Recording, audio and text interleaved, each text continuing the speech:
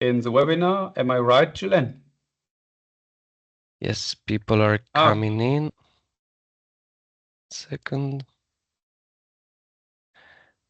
Maybe should we wait for 30 seconds for people start coming in? Yeah, thank you.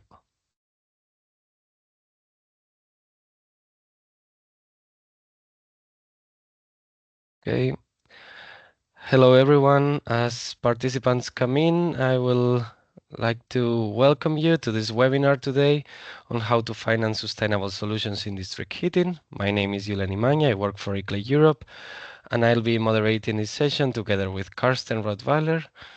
And I just would like to let you know that this session is organized by the onHeat project, as you might already know, and the session will be recorded. So please don't share your screen, if your camera, if you don't want to appear, and you can chat your paste your questions or during the webinar in the chat, and we will have question and answer slot after every speaking slot. So I will give now the floor to Karsten.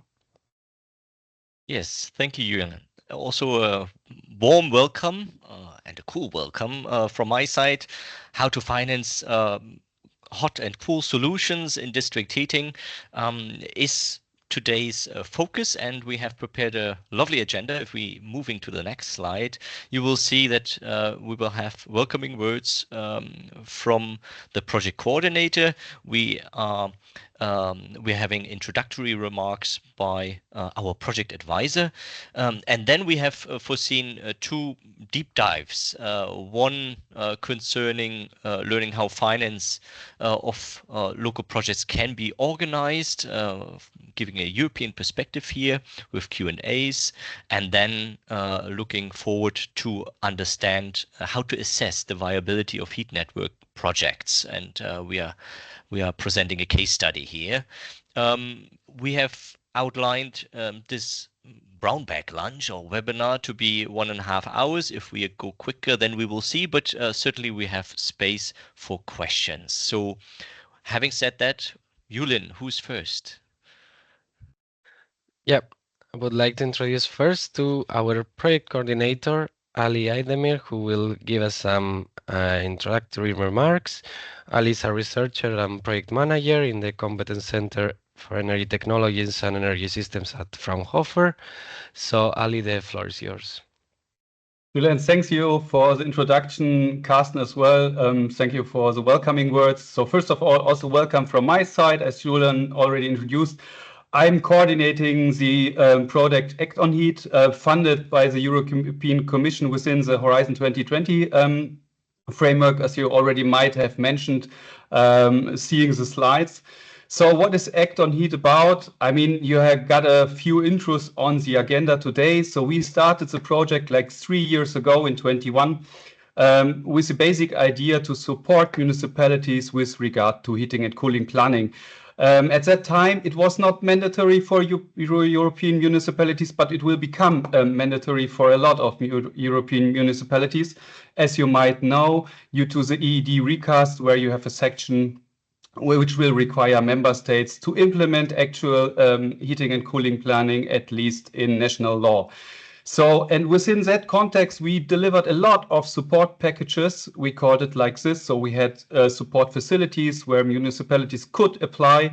So we did a lot of groundwork within that field. Most of the work we did was on technical planning, but we as well had sessions on, I would say, rather process-oriented topics. And within that framework, the webinar today evolved, which is on financing. I'm happy to introduce you here to our nowadays webinar, and feel free to be interactive, to ask questions, and also to come back to us after the webinar if you have further need for support. There's always a possibility to at least forward you to consultants, other people capable to support you, etc. So I would hand over directly to Vlad, which is then introducing the content, more specific, and Not yet, Ali, but thank you for the introductory words. First of all, we would like Yes, to Luca. hand over to Luca Angelino. He is actually our project advisor at the European Climate, Infrastructure and Environment Executive Agency, SINEA, from the European Commission. Besides working for the EU institutions, he also worked for the International Renewable Energy Agency and various other industry organizations in the energy sector. Luca, you accompanied and still accompany onHeat with your giving us advice, strategic advice. So maybe introductory remarks from you today here as well. Thank you so much. Thanks to you. Thank you for the invitation. Ladies and gentlemen, good afternoon to those following live, and greetings from Brussels to those who will be watching the recordings afterwards. Yes, indeed, onHeat, we find this project to be very important, very timely, considering both the political and the regulatory developments in Europe. We've been facing multiple crises, obviously the climate crisis, the high energy prices crisis, and a geopolitical crisis, for which the Commission has and the European Union in general have really given bold responses. Within that context, we really find this project to be important. And I would like just to share a few slides with you to provide you with that context I was mentioning earlier. So I'm trying to share my slides.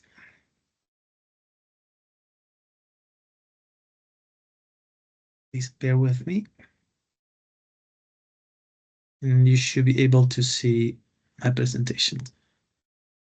Right? Yes. Great. I mentioned the challenges, and I'm now mentioning the responses. This is just one introductory slide on the project, and which is really focusing on supporting municipalities in developing high quality or upgrading high quality heating and cooling plants. So why this is very timely, this meeting and this project in particular. We mentioned the crisis and the political context, and here the two main frameworks following the European Green Deal in 2019, the Fit for 55 package with the reform of the entire energy and climate and environmental regulatory framework in Europe, and with a very important revision of three specific pieces of legislation, which are especially of interest for our project and for heating and cooling: the Energy Performance of Buildings Directive, the Energy Efficiency Directive, and the Renewable Energy Directive, with more ambitious measures and targets in various sectors. Following the geopolitical crisis, the main response was to introduce even more ambitious measures with the Repower EU plan, with the objective to reduce and to phase out the dependency on fossil fuels from unreliable sources by 2030. More into the details of the our specific pieces of legislation of interest for our project. The revised Energy Efficiency Directive includes a specific article on heating and cooling planning, both at the national level and at the local level. Ali already mentioned the new obligation for municipalities above 40,000 inhabitants to carry out heating and cooling planning, and the very important need to liaise between different levels of government, including the regional and the national levels. So one of the reasons why we believe this project is a pioneer and is working with pioneering cities. So this will become an obligation, and those examples will be extremely valuable in the future across the EU. The next article is Article 26, which introduces now more stringent criteria and requirements for efficient district heating and cooling systems.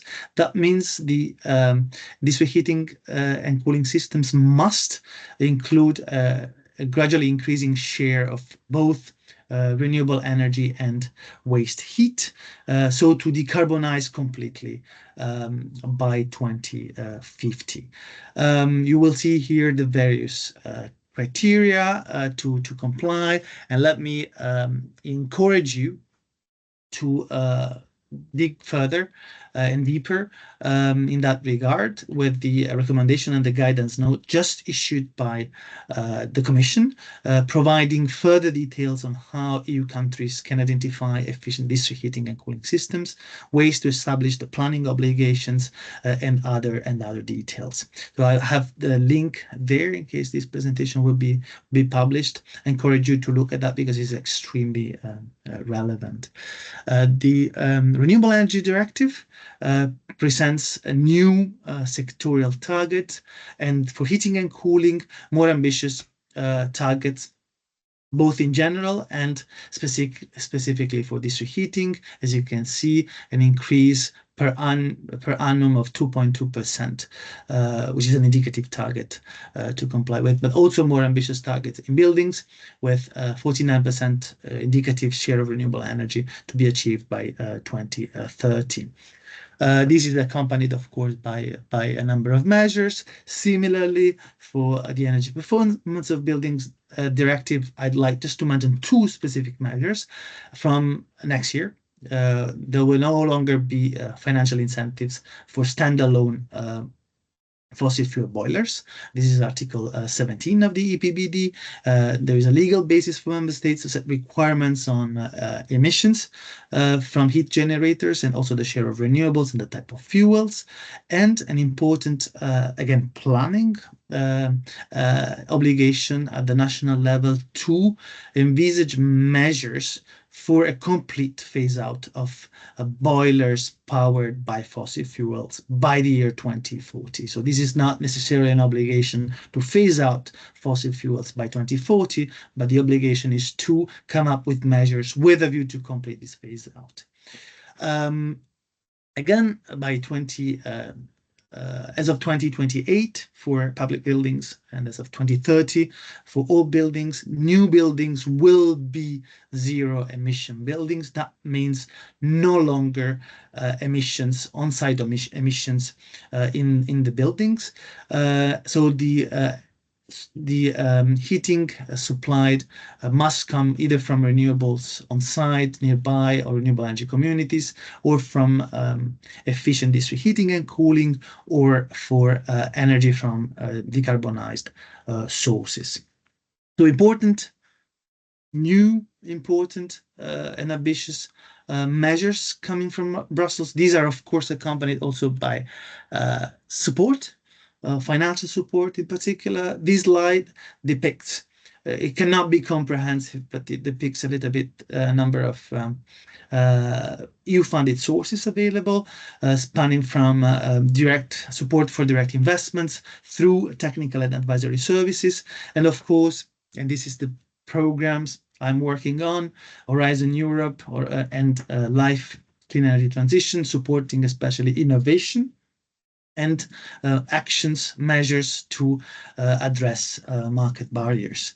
Many of these sources, let me highlight this, are not managed at the European level, but rather co-managed with the national authorities. For example, all the cohesion policy funds, very important sources of funding available at the national level. It will be very challenging to provide you with an overview of all funding opportunities, but let me share there are tools available to find this information, especially from the Covenant of Mayors website. You may all know the Covenant of Mayors. There is an interactive funding guide, which is available, and it's updated on a yearly basis. And we also have specialized specific publications for specific funding programs, including project development assistance and other instruments. So I strongly encourage those who are interested in understanding the opportunities available from EU funding to visit those available sources. I mentioned that the program I know the best is the LIFE program. So let me share a little bit some insights about what we're doing on heating and cooling and what is available therein for the sector.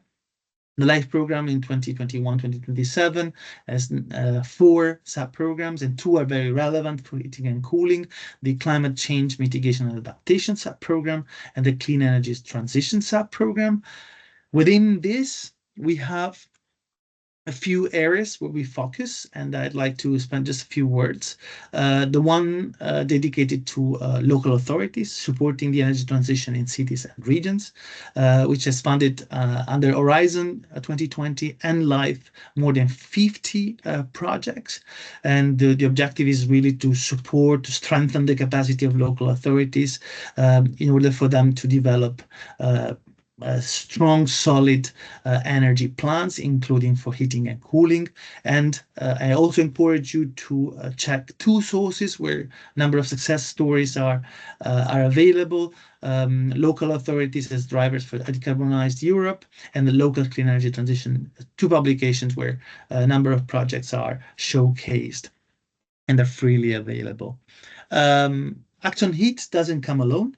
It came with a sister project called Decarb City Pipes 2050, which has developed interesting material, and I encourage you to take a look at that because it's extremely complementary to the commendable work by onHeat.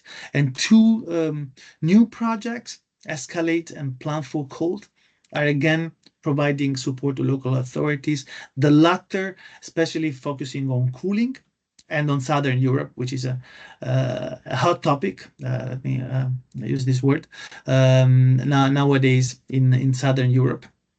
So these are sources which I encourage all of you to explore, because there is a lot of available material therein and support available from these ongoing projects. District heating and cooling. So actions supporting the implementation of Article 26 of the Energy Efficiency Directive, which I just mentioned, as well as Article 26 of the Renewable Energy Directive. These are actions supporting district heating and cooling operators precisely developing investment plans. So to comply with the criteria I mentioned earlier for efficient district heating and cooling, considering that for operators of district heating and cooling operators above 5 megawatts, there will be an obligation to carry out every 5 years plans, so to comply with these criteria. And we are providing, again, pioneering support for those who are engaging first on with this challenge. Currently, we have 8 projects ongoing, and some will come, but this is not the end of the story, and I'll come to that later. Because I want also to mention a very interesting and promising campaign, Detox Heat, run by the Covenant of Mayors, precisely supporting actors on the ground in the decarbonization of the heating sector. So you have there a QR code. You can explore more and engage and explore the opportunities from this campaign. I said that this is not the end of the story, because we're working towards the next work program, which will be unveiled in the spring 2025. So more funding opportunities are forthcoming, and for you to be always updated, I encourage you to subscribe to our newsletter, Clean Energy Newsletter. This is a newsletter from the agency where information, success stories, funding opportunities for all programs, EU funding programs on focusing on energy, will be distributed on a monthly basis. So I'll stop there without further ado, and I really wish you a successful and constructive meeting today. Thank you so much. Thank you very much, Luca, for this outline, for the for setting the scene of existing targets, renewed targets, talking about incentives, but also about sticks, regulation, so to say. Also, thank you about outlining the allies of information, of sources that we have at hand and which is available, as well as, for instance, the detox campaign from the Covenant of Mayors. And in that regard, maybe just again an interesting heads up that the detox campaign already from the name reveals that it is not only about heating, but actually it goes beyond. We should conceptualize also our potentially financing approach and solutions beyond just heating and cooling. In this case, we are also talking about health issues. So can we actually factor in when we come up with an investment plan also other issues, bring other more holistic, creating a more holistic picture. And that is why we are discussing it here today. There is one question here in the chat, and I encourage you to use the chat. I think, Luca, that is for you. Just to confirm, are municipalities the primary target group for applying these programs, for instance, live? These are definitely a very important target group, but it is also open to any other entities, companies, NGOs, and other organizations based in the European Union, as well as in other associated countries like Iceland, like North Macedonia, Georgia, Ukraine, and Moldova. So it's very much open to all possible entities and stakeholders to participate. Thank you for this clarification. And maybe, Luca, you can give us an idea about observing. You mentioned Horizon Europe, and we're talking about live. I would say we have here two complementary programs at hand. One is looking rather into piloting, into innovation, innovative solutions, and live, you mentioned, is looking rather on hands-on support to some extent or more, with this emphasis. So from your perspective, do we need more pilots or more rolled out solutions which we already have? So any comment from your side, where do we need more investment to go to? Well, certainly, I mean, heating and cooling is very well known as a sector with specificities at a very local level. So an answer would be it depends. There are certain areas which are most suitable for one technology solution, others which are more suitable for other solutions which have never been tested, which have been tested, for example. I mentioned Nordic countries, very well known for efficient district heating nowadays. Other areas which are exploring and are learning from those regions, and I can mention Ireland, for example, or Scotland outside of the EU, or the Netherlands, really embracing this technology. Heat pumps, where we have nowadays a very strong incentive for fuel switch there, but still the high upfront costs is a barrier. So we're exploring innovation, other types of innovations. Innovation in terms of delivery models, innovations in terms of business models, which may not necessarily be like a total innovation, but an innovation for that specific context. We are also looking at innovative and more efficient ways of upskilling the workforce or reskilling workforce coming from sectors which are in decline. And thanks to innovative ways of training, augmented reality, for example, we can train more and better the workforce for the technology of tomorrow. So very much it depends on the context, but definitely we see a challenge ahead of us and a need for support and for team up also between stakeholders across the EU, because this is always like the most important thing, to learn from each other and to work commonly on solutions which are important and which may be different according to the specific context. So I envisage continuation of this approach, addressing different challenges and areas.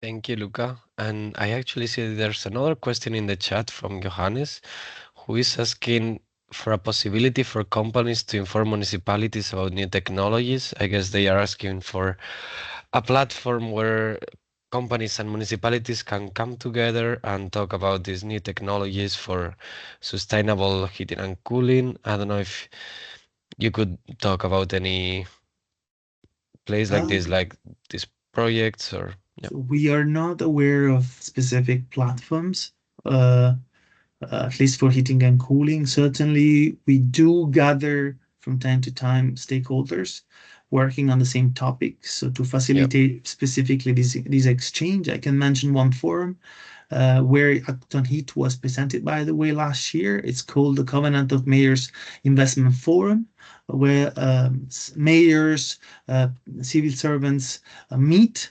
stakeholders, project developers, financiers. So this is one, but then this is, for example, the job of this project to like companies attracting and working through specialists, for example, with municipalities.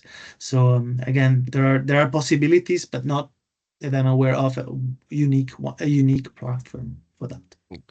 Yeah. Yeah, there are also platforms like Euroheat Empower with their events bridging and trying to facilitate, or the Smart City Marketplace, where also companies can come to the table and discuss with municipalities. So the Smart City Expo in Barcelona, for instance, would be a place to go to and to exchange with municipalities on that matter.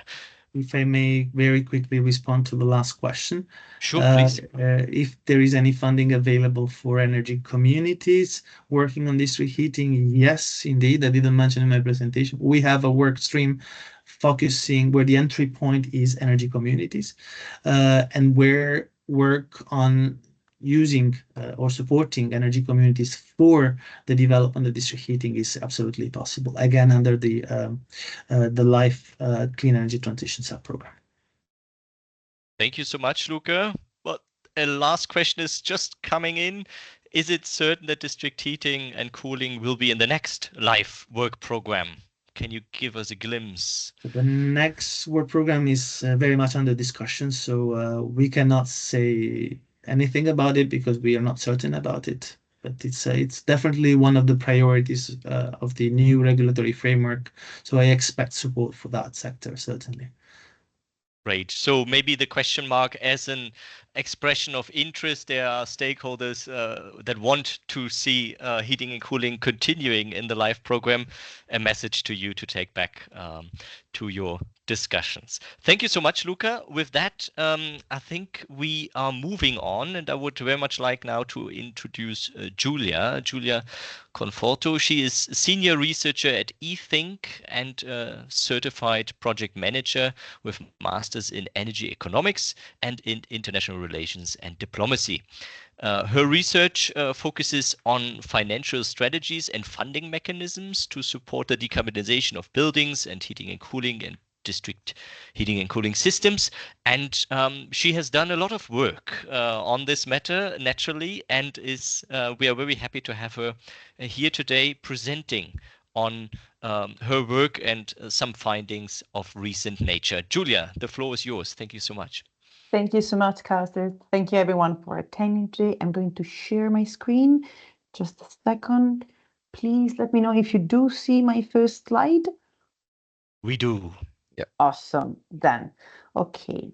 I prepared a long presentation, so I might just skip some minor, some less important slides. So I'm going to give you a perspective of where you start from when you're thinking about how to finance a project of district heating and cooling. And then we'll look into some specific sources and a mapping. This is more or less the topics that I would like to cover. The factors to consider when thinking about financing district heating and cooling, a short look into project financing and diverse sources of financing that are available, then a focus on geothermal because it's a very prominent source, to decarbonize the heating and cooling sector.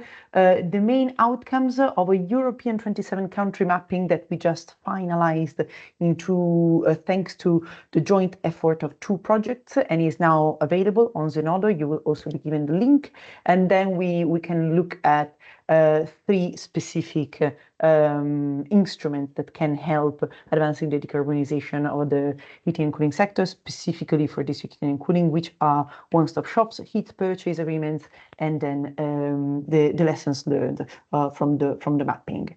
So when you're thinking about how to finance your district heating and cooling project, you start by identifying what is your business model, which means who is covering the roles of operation and management of the heat plant and of the network, who is paying for the services, who is doing the investment, who has the ownership of which parts of the system. And we see a number of different business models listed in literature. I listed the 4 sources below. I think that then we will circulate the slides, right? So if you're interested, you can retry these sources, and we have this spectrum that on the one hand has traditional business models, so a public agreement, everything is public, the investment, the ownership, the construction, and the management, to the other extreme where you have a completely privatized model with some outsourcing. In between, there is a management agreement, there is a leasing and concession agreement, depending who is building the network and the plant, who is managing the network, who is receiving a concession for a certain number of years and has also the right to improve both the network and the heat plant. A privatized network sees all actors being private, and then the ESCO or energy community are more innovative forms of business models that are emerging. We see slightly different business models for geothermal distributed and cooling networks, and they were recently mapped by a project partner, EGEC, the European Geothermal Energy Council, in a deliverable that you can find on the Safea market uptake. Later on, I will give you the details. So first, the business models, then your cost structures, what your costs are going to be. You have capital costs, so of course for the installation of the heat pump, your backup, if you are depending on the kind of contract that you have with the provider of the heat, the network pipes if the network is not in place, or if you are developing an expansion of the network, the connection to the final users, the connection to the buildings, any storage if you have that. And then, of course, planning and permitting costs, they are comprised in the capital expenditure because they have to happen before the network and the heat plant come into operation.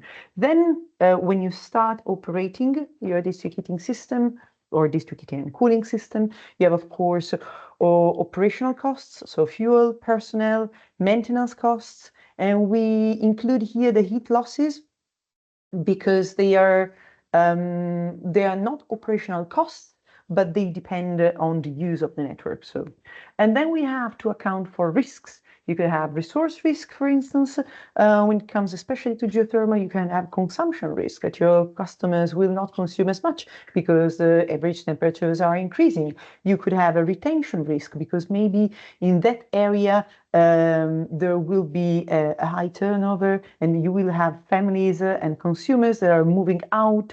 So some flats, for instance, or some offices remain unused for some months, and who is covering that planned consumption? You could have a debtor risk because your customers could be using the heat or the cold and both, or not pay for the bills for several reasons. They cannot afford it, or they are just complaining about how they were billed. So there is a process ongoing to define how much they should be paying. You could have a price risk because if you're depending, of course, on certain fuels, and that will be affected by market price, and of course salaries of the personnel and prices of any input that you will need fluctuate together with the market. So then you come to your revenue stream.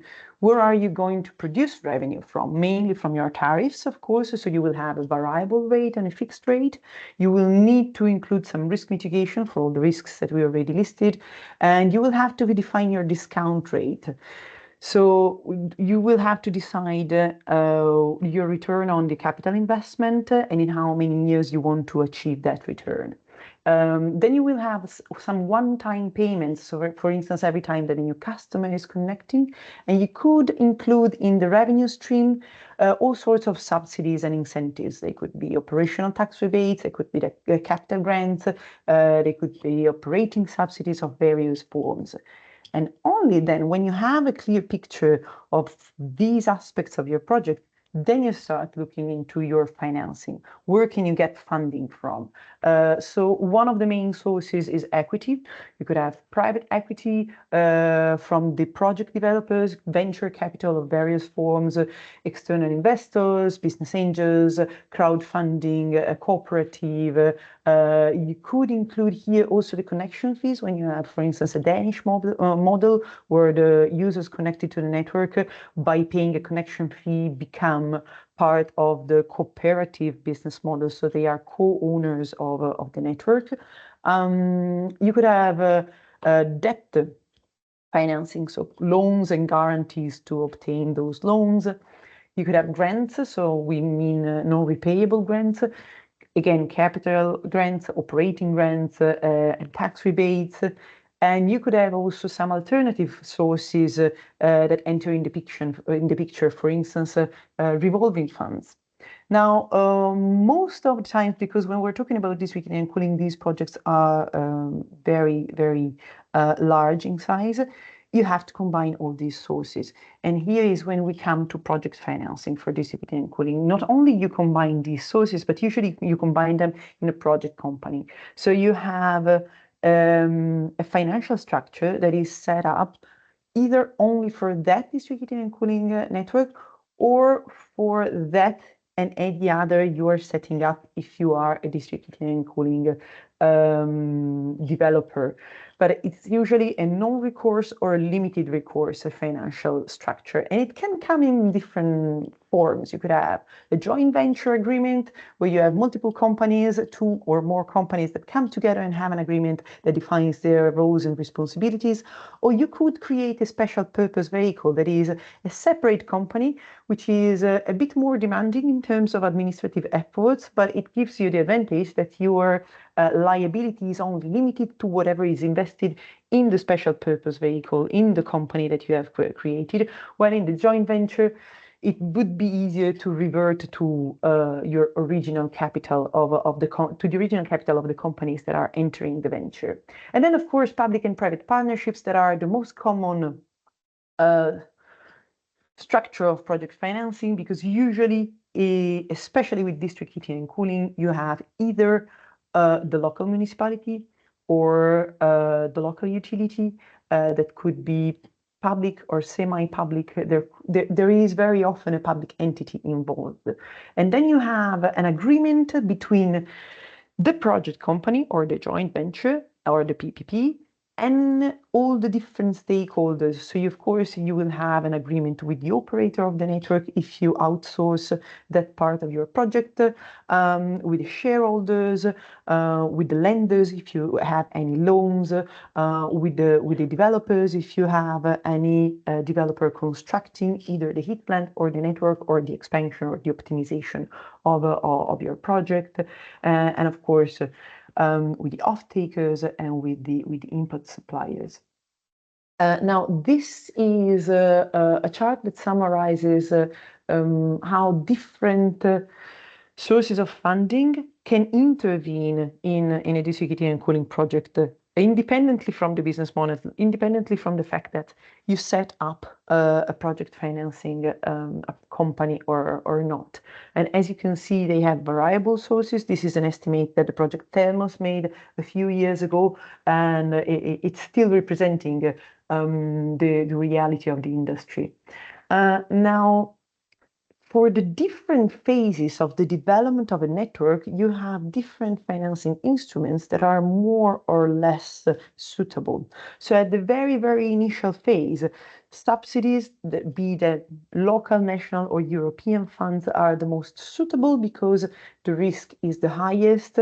And then in the development phase, you sometimes have specialized grants and loans, as well as, for instance, for the operational phase, you have operational grants and other financial instruments.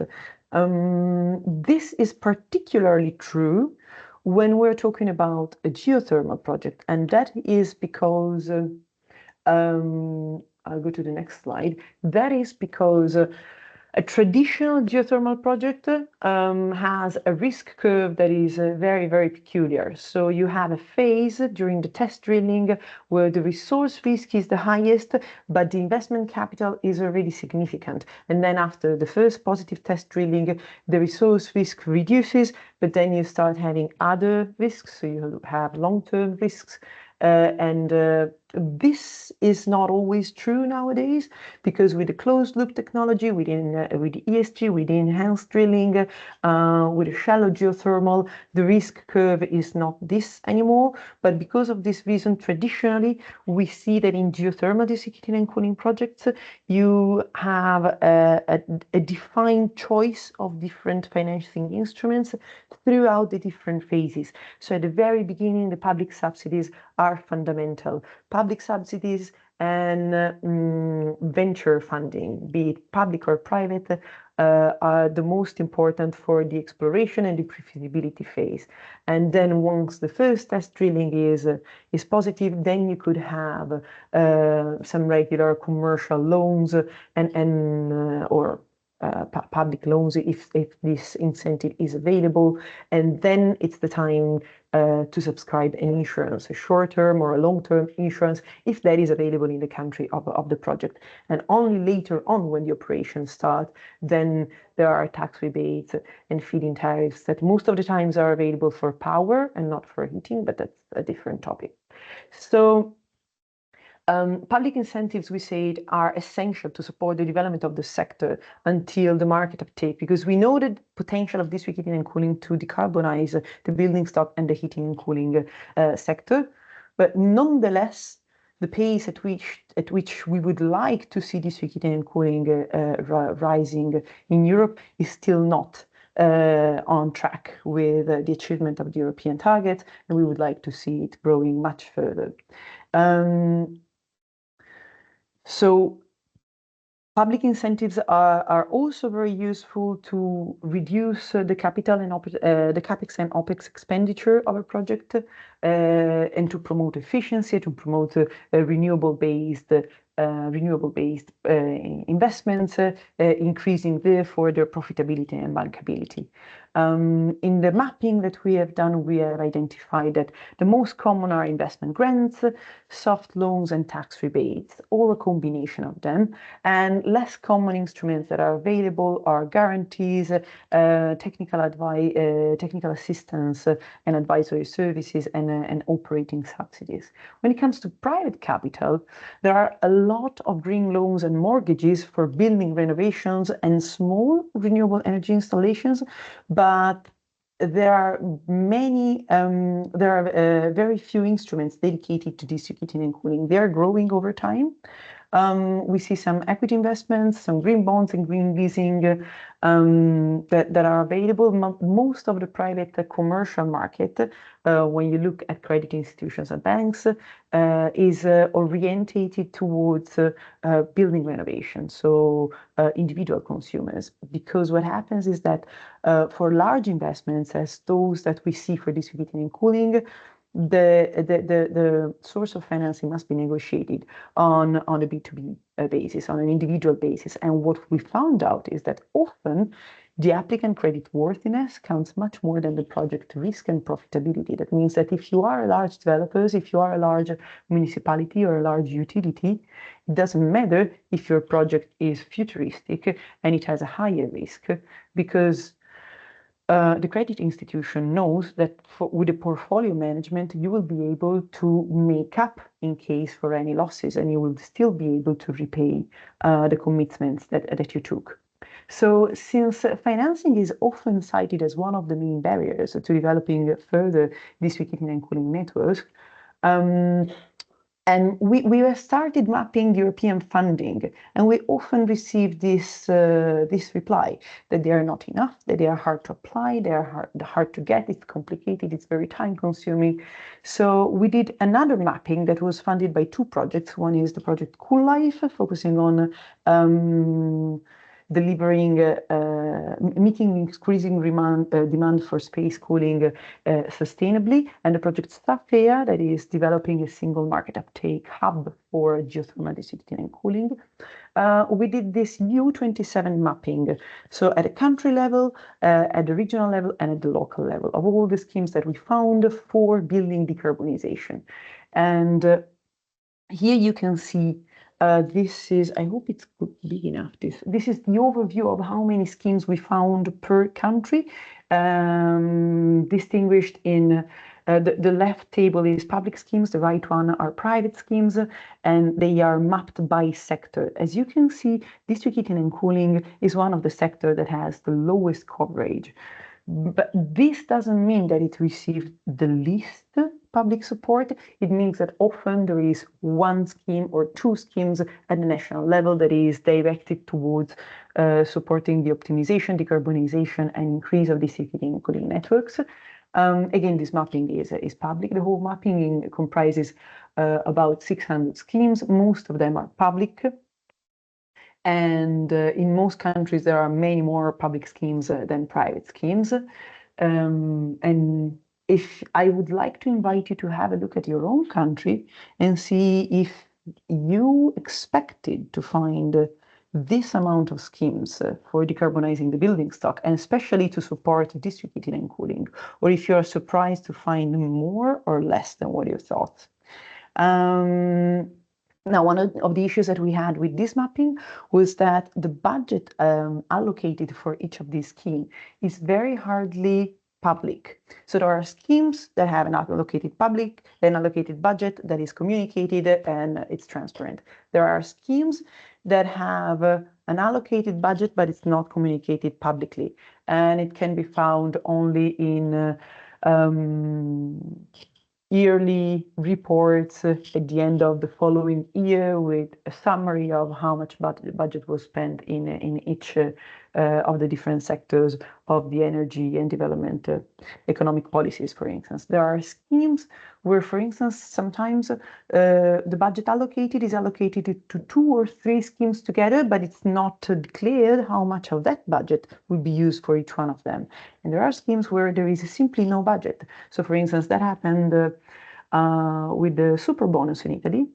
The super bonus didn't have an allocated budget. Every year, at the end of the year, in the first few months of the following year, there was a summary report that calculated how much the program had costed the previous year. So budget opacity is an issue. Yeah, these are the kind of instruments that are the most common. We already saw them. And maybe I can skip it, or you will have access to the slides anyway.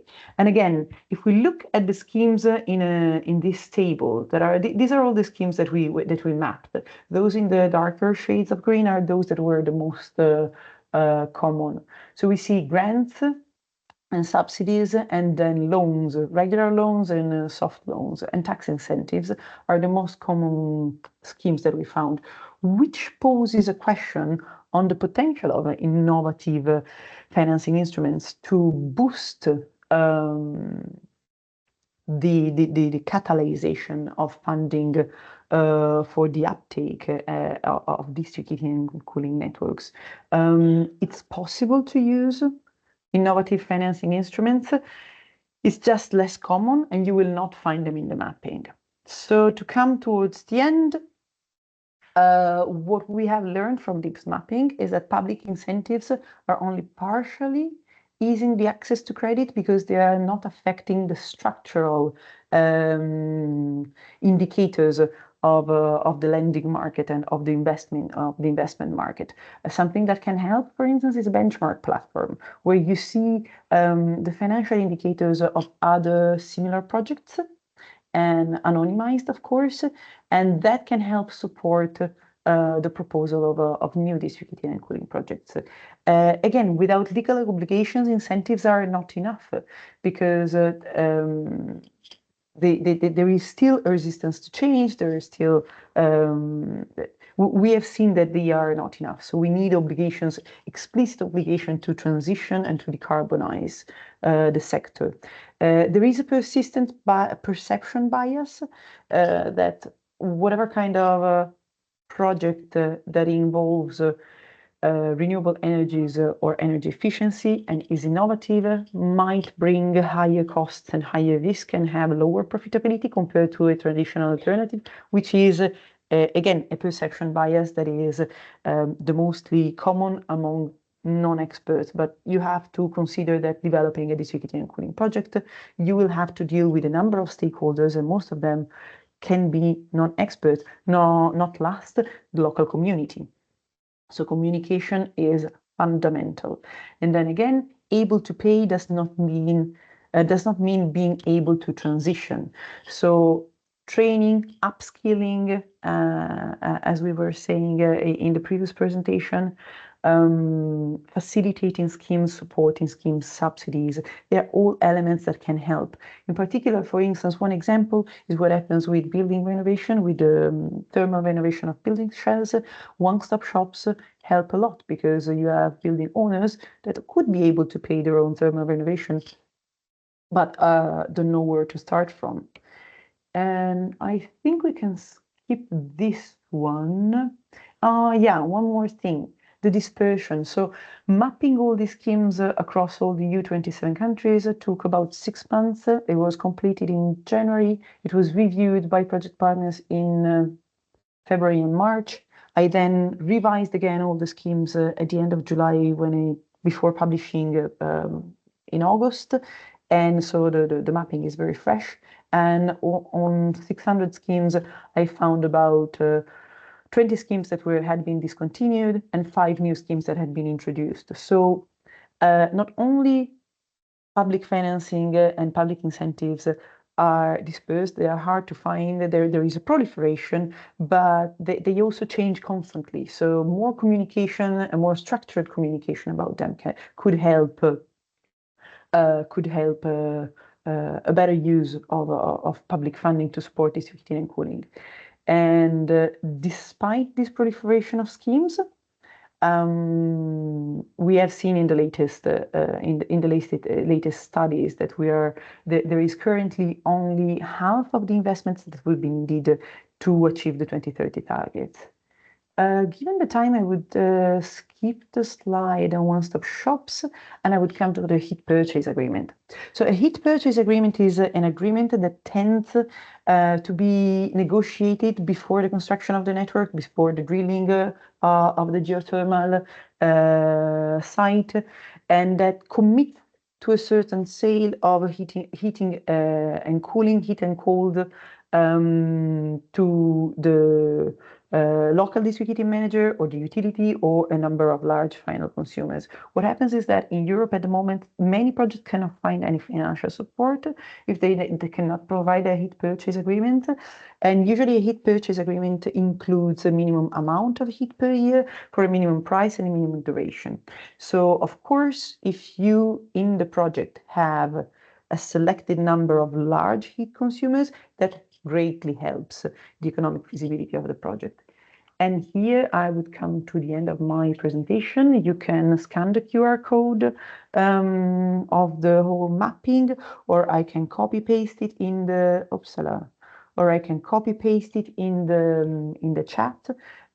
It's available. There was a new version that was published just last week.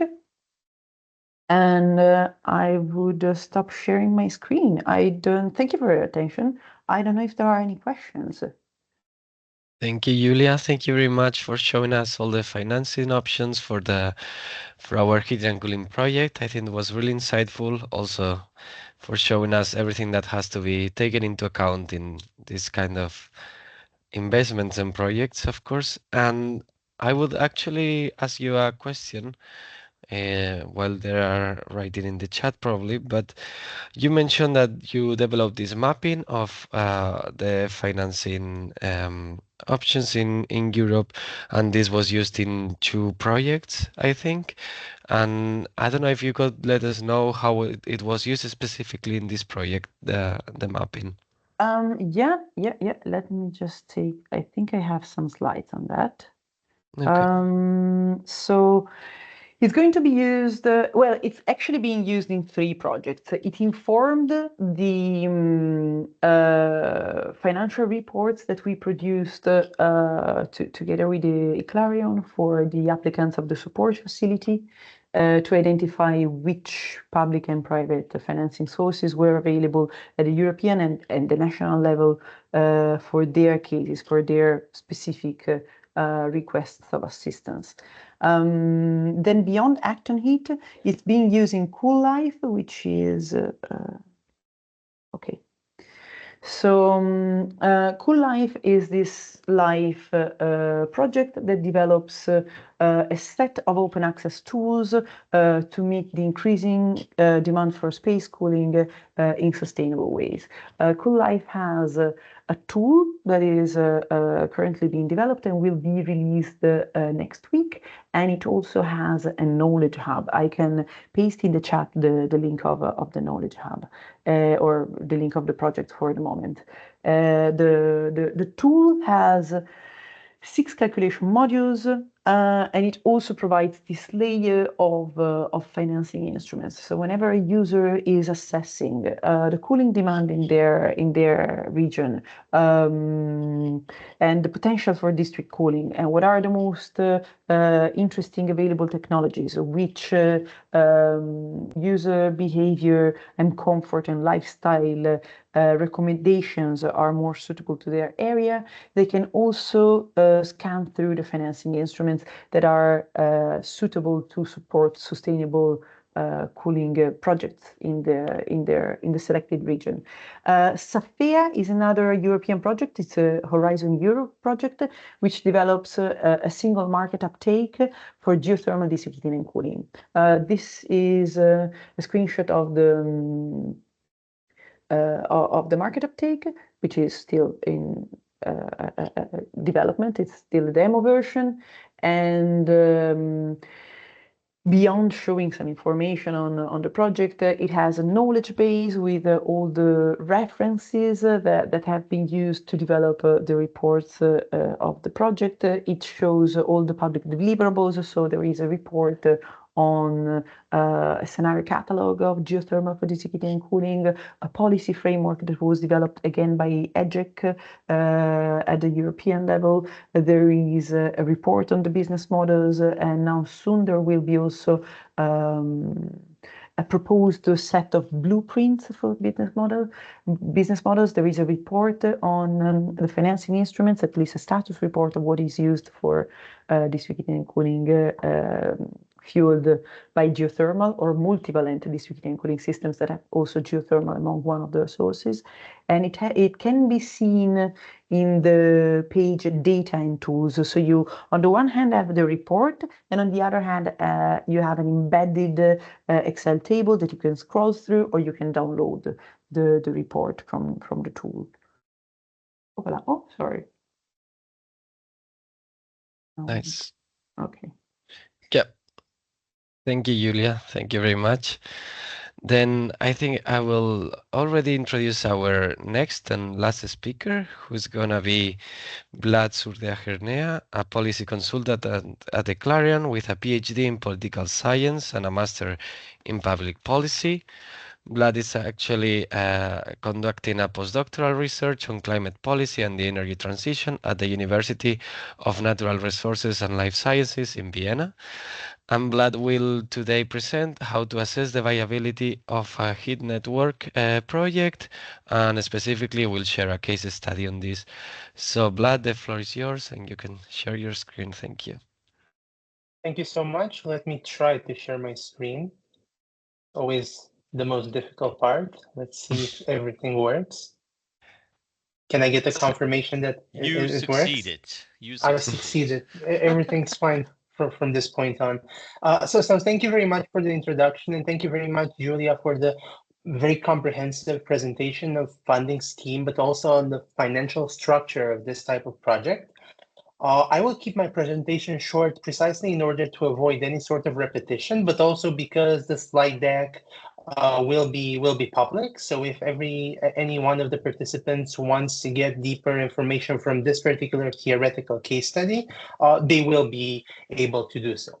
But before anything else, I think I wanted to discuss a bit the structure of the project that we have been involved for the past couple of years, what we wanted to do, and exactly how this theoretical case study supports our actions. So the main aim of the project, of this part of the project, was to provide municipalities throughout the European Union's member states with as clear as possible information on the general policy frameworks in the different member states, including technical aspects of heat and cooling network development, but also the financial side, which includes profitability and the sources of funding. This included provided lists of funding sources that are targeted to different applicants in the project, but also to discuss at a high level how and when projects are expected to become viable. And now this is a very complex discussion because you always think of this kind of project either creating or expanding an existing heat network from the blueprint. So you think in advance what might be the risk, what's the structure, what's the funding source, and who the project will be serving ultimately. But also you need to schematize a lot and try to understand from the beginning what are the main obstacles that you will face. And I think this is important because from our experience in working with municipalities from around 10 different member states, one of the main barriers that they face is justifying this very abstract concept.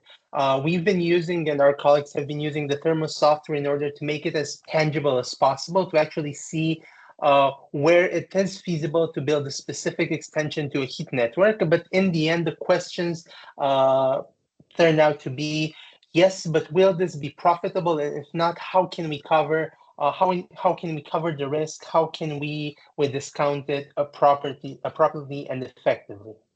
Now, in this case, what we did was to prepare this theoretical case study, which is based on Austria. We'll see why at a later point, in order to understand what type of project could be financed and how the initial investments would ultimately translate into actual costs and revenues over the first years of the project. Now, very important, and I think this is again something that needs to be stated from the beginning. Heating and cooling network projects are long-term investments. So this is something that will take multiple years to be put into practice, but also it will take multiple years, if not decades, to become a simple part of the community. So when we're talking both in terms of the financial side, but also in terms of how it works for a specific set of households, this takes a long period of time. So we need to think in advance, long term. And while many of the calculations that we do are more short term or oriented towards the first decade of the operation, this is something that we could be talking about even after 2050. So for a project that is started right now, there is information that will be still relevant in 2050, which means a very different time span that needs to be conceptualized by local decision makers when engaging with this type of project, as opposed to, for example, a wind farm or a solar PV project, which tend to happen on a shorter basis, on a short term. This is different. This is one of the things that makes decarbonization in the heating and cooling sector such a complex task and more difficult as opposed to the power sector. Now, moving directly to the theoretical case study, we're talking about an ESG project in Upper Austria. And when we're talking about ESG, we're basically talking about these enhanced projects, which means that the risk associated with the resources, which Giulia was talking about extensively in her presentation, are less important because we're using more recent technology in order to make sure that given normal conditions and no absolute exogenous event that would happen in a particular geographical space, this project could be successful. We wanted to think about the possible successful project, how it would look like. Now, Austria is a very interesting regional framework because in Austria, it had been recognized that geothermal energy is very important, is crucial for achieving climate goals, particularly through the targets towards climate neutrality that the country set for itself by 2040. So we're talking about rather ambitious objectives compared to the overall European Union, which means we need to decarbonize the heating and cooling sector at a faster rate. Now, the near surface geothermal energy, as you see from a previous study, could alone generate up to 15 terawatts hours of heat per year by 2040. But the deep geothermal systems, one of which we're going to be talking about, could contribute an additional 9.2 terawatts hour, which is more than 60% of the near surface geothermal energy. And it's in addition to what could be done with ease. So this means that this type of project could accelerate the transition at a very fast rate. Now, the one thing I wanted to mention, and this is important in terms of selling the project, when we're talking about heat networks, we should always realize that there are socioeconomic impacts of such projects, not only in terms of decarbonization, but also in terms of the employment structures created through extending or creating a new network. So in this case, the expansion of geothermal, both near surface geothermal and deep geothermal in Austria, could create more than 12,000 new jobs by 2030, which is not a negligible number. And most of those jobs are localized. So when decision makers think about these kinds of projects, it's very easy for them to say, yes, there are risks that we need to incur. We need to think about potential risks in the future. But what is absolutely certain is that building something will imply a large number of jobs, and many of them are highly qualified jobs for professionals which could be the same people that are at risk during the transition. So there's a lot of balancing in terms of socioeconomics when talking about such projects. Now, in the case of Upper Austria, the region that's most likely to be considered for an ESG project is the Molasse Basin, which is one of the most important areas for geothermal energy development in the region. We're talking about Bavaria, we're talking about Upper Austria. Now, the southern part of the Molasse Basin in the Upper Austria currently remains largely underdeveloped. However, multiple projects which are out there, they're public, seem to attempt to at least investigate how we could exploit this region in a sustainable way. One of the potential projects is near the Ried-Merbach geothermal plant, which is an ongoing project, but we proposed exploring building a geothermal reservoir at depths of more than 2.5 thousand meters. Now, I'm going to skip all the details because this is something that you will be able to access.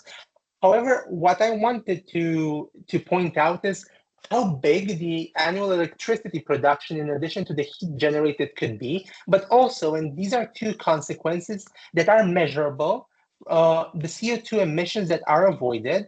As you can see, we can avoid per year over 17,740 tons of CO2.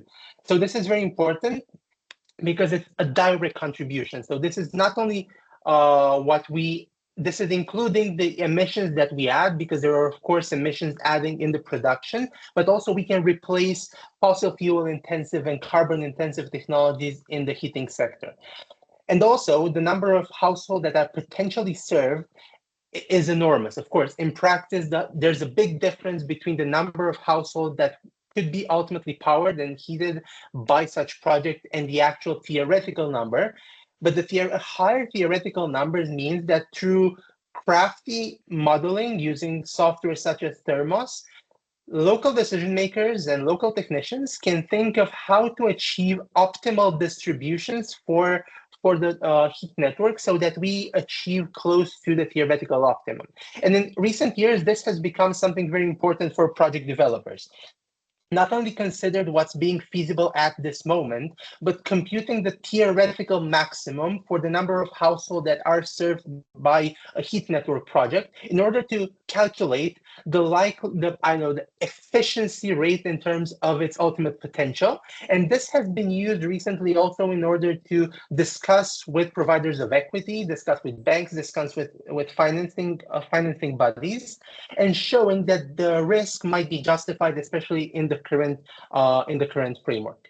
Now, Giulia already discussed a lot of the types of costs that we can incur for a project, but for this type of project, and I really want to pinpoint that this is the type of project that could become valuable for a plethora of municipalities throughout the European Union. So we're talking about Austria, we're talking about a very specific region with specific geological dimensions, but also we're talking about something that can be exported. The model can be exported. As you will see, the bigger costs are related to the reservoir stimulation, to actually building the wells. So those are initial costs that are distributed in the first 4 to 5 years. So as you see in the first 4 years, we can capture the total investment of around 60 million euro.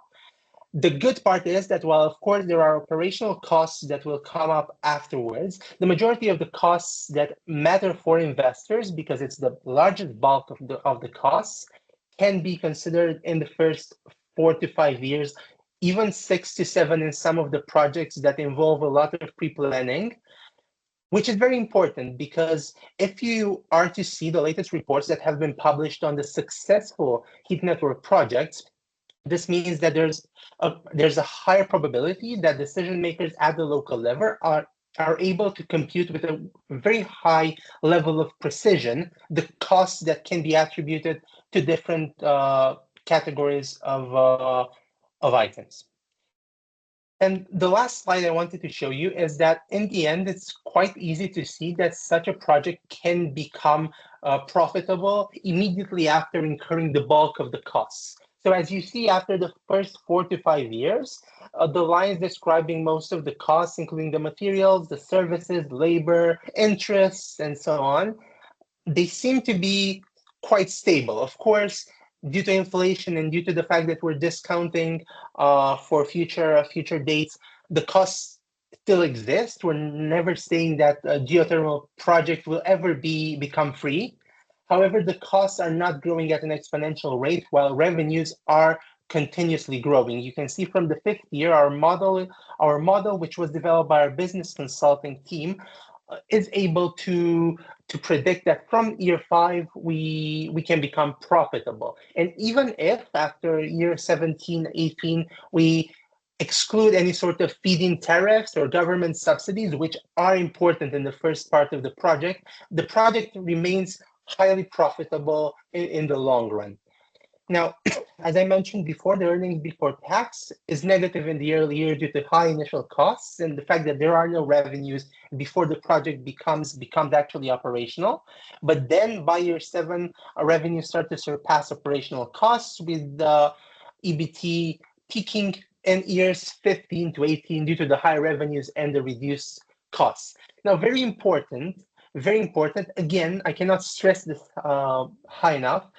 This is a very long-term scenario. So there's a lot of that could change, but what we can guarantee from this theoretical case study is that once a project of this type becomes profitable, it's quite easy to keep it profitable if nothing extraordinary happens. And this is the same for the revenue trajectory, because it begins in year 5 as the geothermal project starts operating, and it's growing slowly at 2% after inflation due to the feed-in tariffs in this case. But there are different schemes, and this is a completely different topic on how to best incentivize those kind of projects. But even if we cut out the support after year 19, we see a revenue drop, but the project continues to increase close to 2% yearly, driven specifically by market price growth and also by some population growth, which is embedded in the model. So this is the gist of the theoretical case study. I'll be happy to share both the report itself and the slide deck. The main idea being that in the end, if we think long term, we can, using recent technology, think of projects that can become profitable in the short to medium run and then remain profitable even after we discount government subsidies. So thank you. I'll stop sharing and prepare for questions. Vlad, thank you so much. Also very rich, similarly to Giulia. So thank you both, also from my side.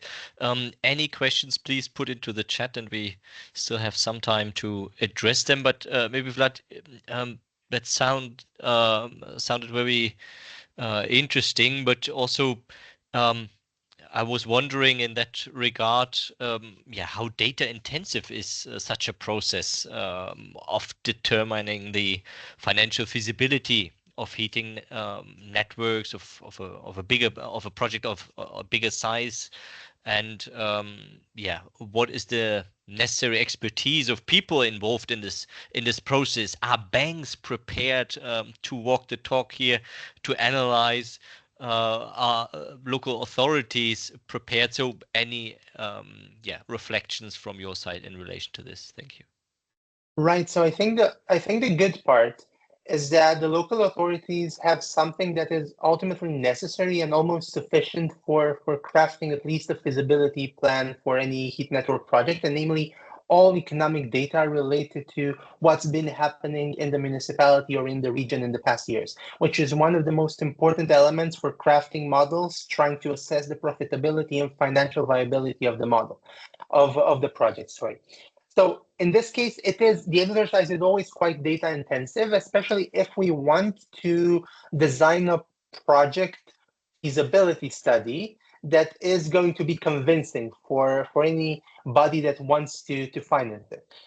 However, even if it is intensive, the good part is that most of the data that we need to collect is not necessarily novel data, which is something that might be a bit of a relief for the local authorities.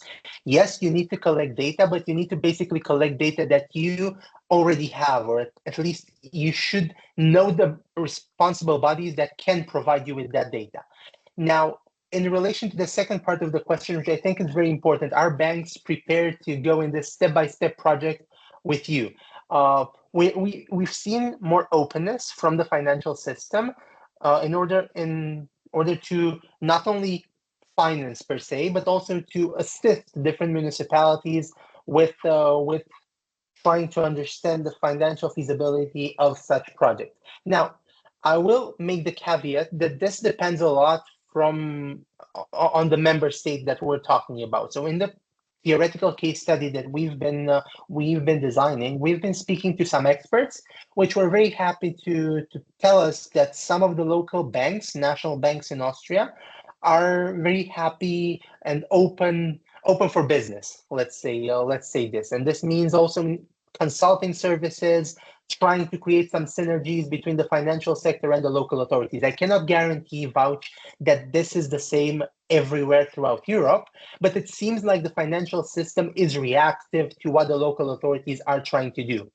And one, let's say, prediction that I can make based on the trends that we've been observing in the past years, that is that given the increasing number of project applications and also financial feasibility and pre-feasibility studies that are being developed by local authorities, we expect the banking sector, but also other types of equity to respond in a very elastic way. So more projects, we expect the support to also grow.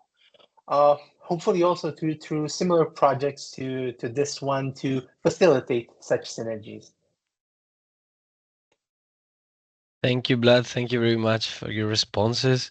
I would also ask a question, but now going back to Giulia, so that we can ask different questions to all the speakers. I would ask her what instruments are most appropriate in low-income countries, for example, because I assume it's not the same in all the countries depending on the economic level. So could you let us know, please? Yeah, in general, financing the decarbonization of heating and cooling in lower income countries is either addressed through the simplest instruments that can be issued, which are grants, or through instruments that are a bit more complicated to administer, but it uses only a small amount of public funding to leverage a larger amount of private finance. This is the case of, for instance, blended finance. So when you have a blended finance product, let's say 10-15% of the overall financing comes from a non-repayable grant that can be from national financing institutions or international development banks or European funds, and it is strictly linked to a private commercial loan. So that worked wonders, for instance, For smaller projects, it supported a lot of uptake for solar photovoltaic panels in Africa in the last decade. It's being promoted by the World Bank and the IFC for smaller projects. It's not so easy to administer for larger projects and long-term projects as district heating and cooling is, but this is the principle. You use a minor amount of public funding to mobilize a larger amount of private funding, and the applicant has to surpass both selection processes. So if you are suitable for the public funding but not for the commercial funding and the commercial loan, then you don't get it. If you're suitable for one and not for the other, still you don't get it. You have to go through both selections. You have to meet all the criteria, and in this sense, the presence of a public, let's say, a financial institution that is committed to support that technology greatly increases the interest and propensity to lending of private credit institutions. Thank you very much, Vlad. There is a question specifically for you, but there is also a question that can be addressed by both. So Vlad, maybe you answer in the chat the first question. The second question is for both, asking about, from your perspective, from your insights, from your experience, and from a regulatory point of view, what do you think is missing potentially to have an appropriate EU legal support framework?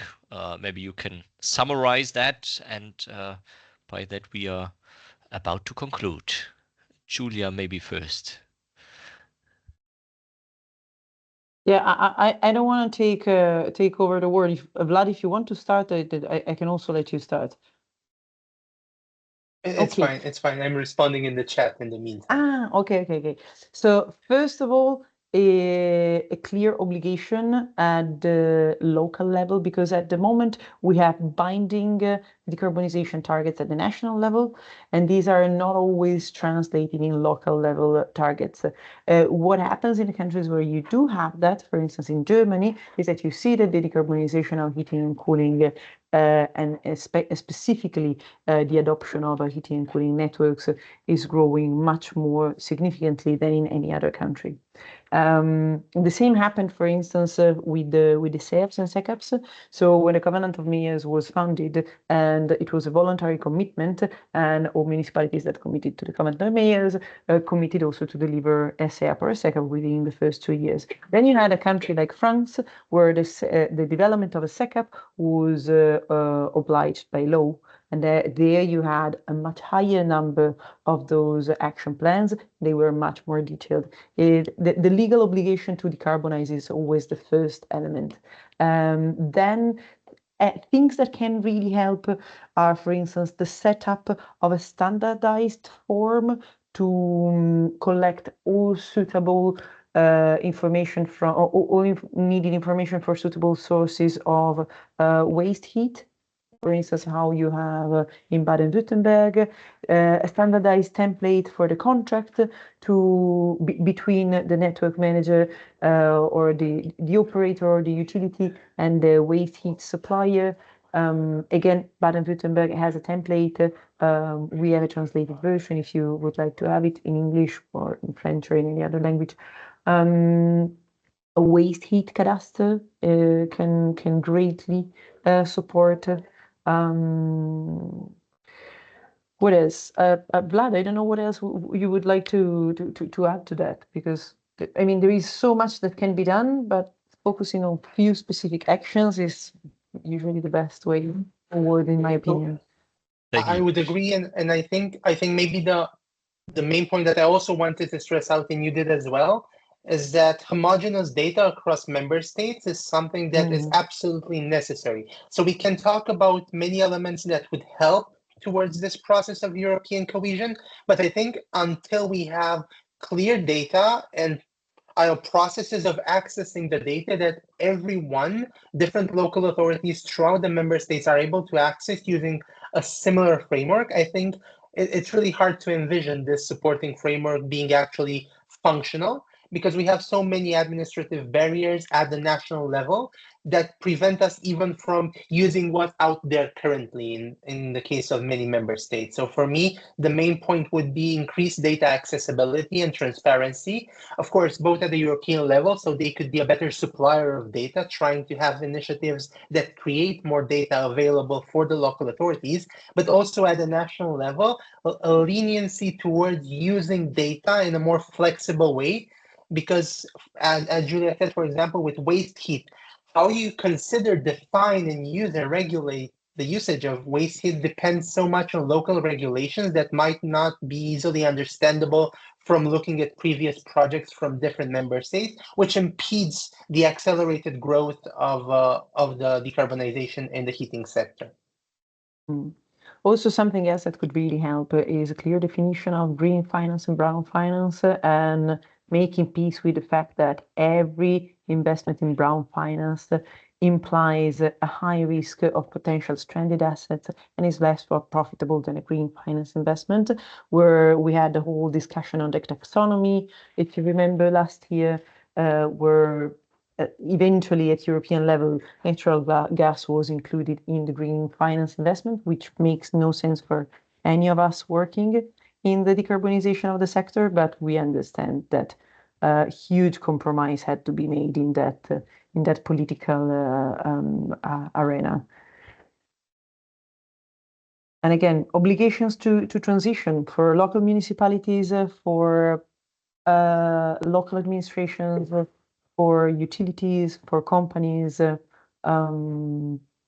the regulatory imposition to decarbonize and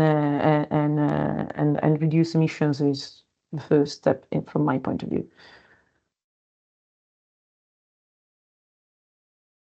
Wonderful. And with that bunch of recommendations, we also come to the conclusion of this webinar. I think it was very rich. Luckily, the slides are available and links have been posted. So for your benefit, you may have clicked on some of them already. You can click on 3 more, which I've just posted into the chat. First of all, there is a session upcoming in the framework of the European Conference on Sustainable Cities and Towns. So a conference focused on sustainability and in particular emphasizing the local perspectives here of cities and towns. There will be also a session in which we have the University of Aalborg speaking about the future of heating and cooling in cities. There will be also the city of Vienna present, talking about their perspective, and many others. So that's a first recommendation here, upcoming very soon physically in Aalborg. Secondly, Julian, what do we have secondly? You are muted.